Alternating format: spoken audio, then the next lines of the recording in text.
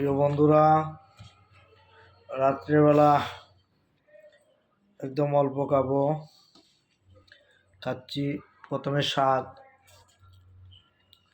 যদিও রাত্রেবেলা শাক খেতে নেই, তারপরেও আসলে খাওয়ার সময় হয় না।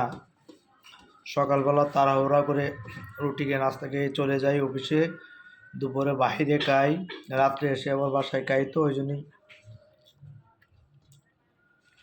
শাকটা খেয়ে নিচ্ছি, লাউ শাক। তারপরে আছে টাকি মাছের ভর্তা, তারপরে আছে শুটকি মাছের তরকারি।